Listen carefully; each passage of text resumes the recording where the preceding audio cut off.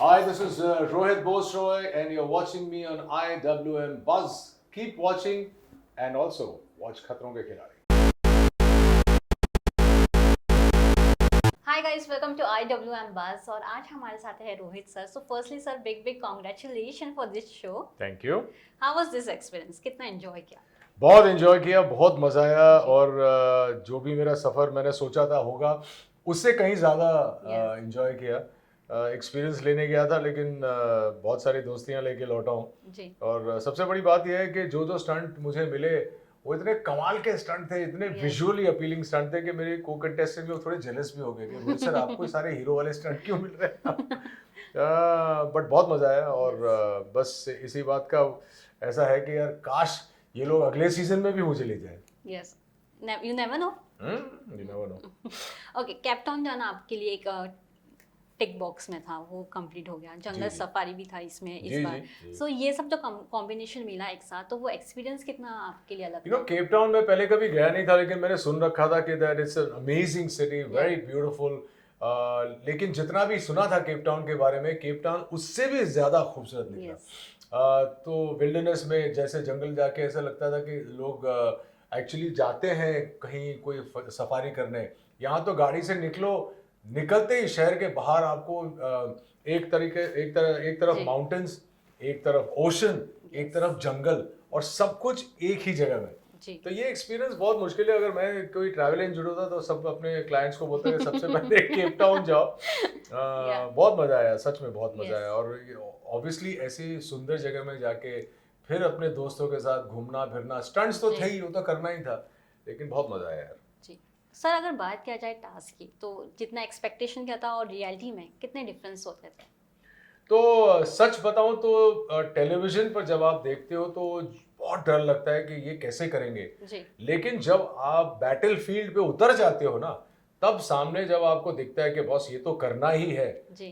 तो अंदर एक देवी माँ आ जाती है और तो फिर आप कर लेते हो.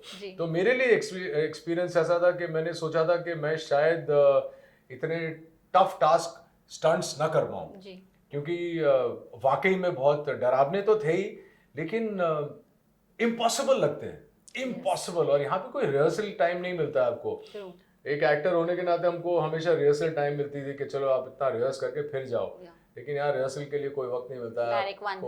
हाँ, वन टेक, मतलब आपको समझा दिया कि आपको हेलीकॉप्टर पे चढ़ के ये करना है. अब कैसे करना है ये आपको देखना है. लेकिन बहुत मजा आया उसी में, तो थ्रिल, उसी में सेंस ऑफ एडवेंचर जो मिला वो बहुत कमाल था. शिव ने काफी तारीफें की आपकी. शिव बहुत स्वीट है यार. जी. आपकी और उनकी दोस्ती काफी अलग थी, क्या कहना चाहेंगे? शिव को मैं पहले दिन जब मिला, मैंने आई थिंक टीम में से किसी को बताया था कि यार ये जो लड़का है ये मेरे को बहुत पर्सनली अच्छा लगता है. अब टफ कॉम्पिटिटर तो होने वाला तो मालूम ही, एकदम टफ बिल्ट है, मेंटली टफ है. बिग बॉस में जाके आए जहाँ पे मेंटल बहुत ज्यादा जरूरत होती है, फोर्टिट्यूड की. तो वो सब तो था ही, लेकिन उसके अंदर मैंने एक बहुत इनोसेंट लड़का देखा. मुझे लगता है कि बहुत इनोसेंट है, सबके साथ मिलनसार है, सबके साथ हंसता खेलता रहता है. कभी भी मैंने उसको ऐसा नहीं देखा. मेरे लिए वो चीज़ें बहुत इंपॉर्टेंट, बहुत मायने रखती हैं. शिव के बारे में अभी मैं एक और इंटरव्यू में बता रहा था कि मुझे उसे देख के कहीं ना कहीं अपनी छवि नजर आती है. जी. ये बहुत स्वीट है. मैं ना कभी भी अपने लाइफ में टेंशन लेता नहीं. ना टेंशन लेता हूँ ना टेंशन देता हूँ. मेरी इंजरी भी हो गई, इंजरी के दौरान भी मैं स्टंट करता रहा. मैं कभी भी आपको ये नहीं चेताऊंगा कि मैं अरे बाप रे मुझे इंजरी हो गई, मुझे कोई स्पेशल ट्रीटमेंट दो, वो सब नहीं है. शिव भी वैसा ही है, मस्त आदमी है. Yes, down to earth. हाँ, बिल्कुल डाउन टू अर्थ है. और देखिए कितना सबसे पॉपुलर वही है शो में जी.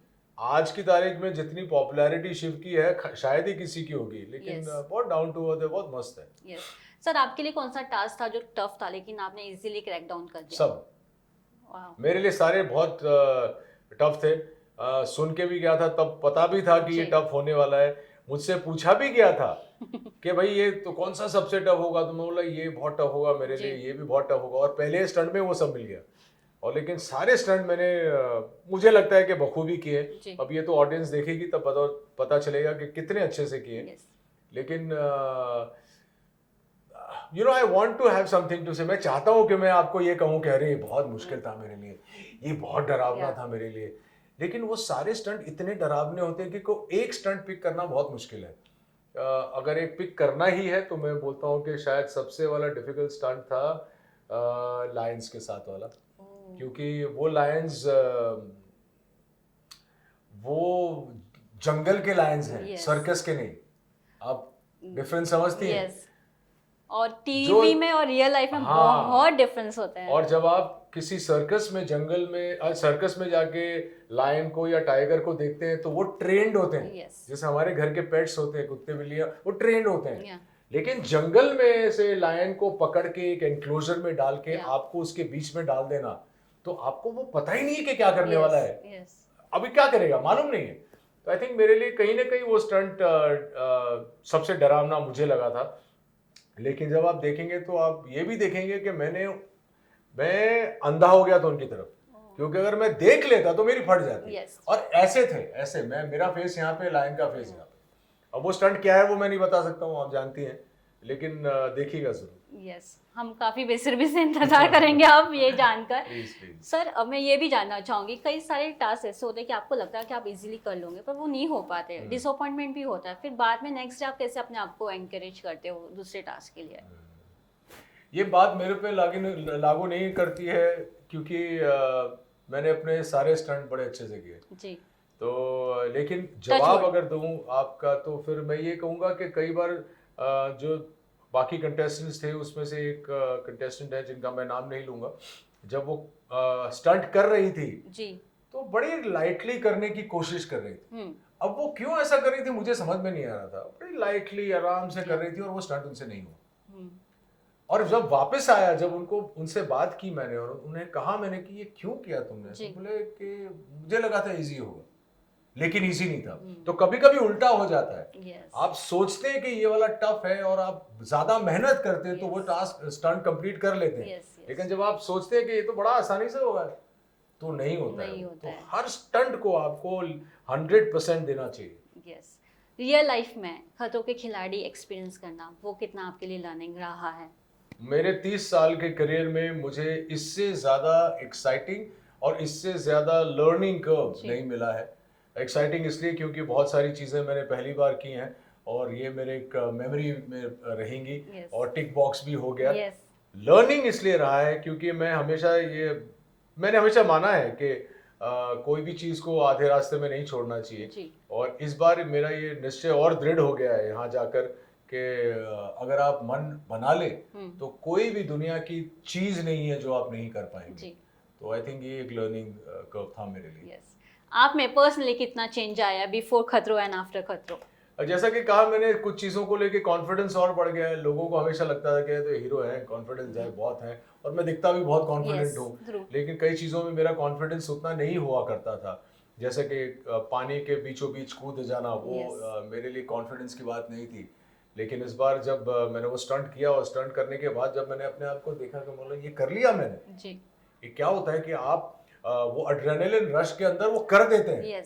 लेकिन खत्म करने के बाद जब आप सोचते हैं कि मैं यहाँ था, और जब आपको दिखता है कि आप पानी के बीचों बीच लैंड किए हैं, तो आई थिंक वो कहीं ना कहीं मेरे लिए एक अचीवमेंट की भी बात थी कि मैं वो कर पाया।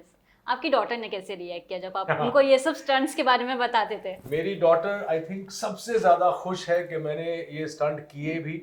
और मैंने ये उनको पहले नहीं बताया। मैं जब केप टाउन में था तो मैंने उन्हें नहीं बताया क्योंकि मैं जानता था कि वो डर जाएंगी। लेकिन वहां से आने के बाद उनको मैंने सारे स्टंट्स डिटेल में समझाया कि मैंने ये किया, वो किया, और ये भी कहा कि तुमने एनडीसी साइन किया है, तुम किसी को बता नहीं सकते। तो मेरी बेबी बहुत खुश है। और वो खुश सबसे ज्यादा इसलिए है क्योंकि इस इंजरी के बावजूद मैंने सारे स्टंट किए और सब में अच्छा परफॉर्म किया। You feel कि अगर आपकी इंजरीज नहीं होती तो आप टॉप पे होते? 100%। क्यों? You don't feel? I तो feel. Of course. आप किसी को There's a small regret because you should be there. जी, आप मेरे को-कंटेस्टेंट्स को पूछ लीजिए, वो लोग आपको सब कहेंगे। सब कहेंगे कि अगर मेरी इंजरी नहीं होती 1000% में पहुंचता। लेकिन मुझे उस बात का कोई बहुत ज्यादा वो नहीं है कि मैं फाइनल तक नहीं पहुंचा या पहुंचा, अभी बता नहीं सकता हूँ मैं, क्या पता पहुंचा भी हूँ। हाँ, लेकिन मेरे बारे में, मेरी इंजरी के बारे में सब जानते हैं, तो आप जानते ही हैं कि मैं फिनाले तक नहीं जा पाया क्योंकि मुझे लौटना पड़ा। बट अगर नहीं इंजरी हुई होती तो मैं डेफिनेटली फिनाले तक पहुंचता। पर मुझे खुशी है इस बात की कि जो ने भी अच्छा परफॉर्म किया उनके साथ वही हुआ जो उनके साथ होना चाहिए था। तो सब करेक्टली जा रहा है। सो lastly one message for the audience जो इतना आपको सपोर्ट करते हुए नजर आते हैं सोशल मीडिया पे। आप लोग जो इतने सालों से स्वाभिमान को अब 30 साल होने आए जी। और आप 30 सालों से मुझे जो प्यार दे रहे हैं बस उसी प्यार को बरकरार रखिए और खतरों के खिलाड़ी जरूर देखिए। जुलाई 15 को लॉन्च होने वाला है और बहुत मजा आएगा इस साल। थोड़ा जैसे आपने सुना होगा रोहित शेट्टी साहब बोलते रहते हैं इस बार हर लेवल डर नेक्स्ट लेवल, तो डर नेक्स्ट लेवल होगा लेकिन देखने में बहुत मजा आने वाला है। So please watch it.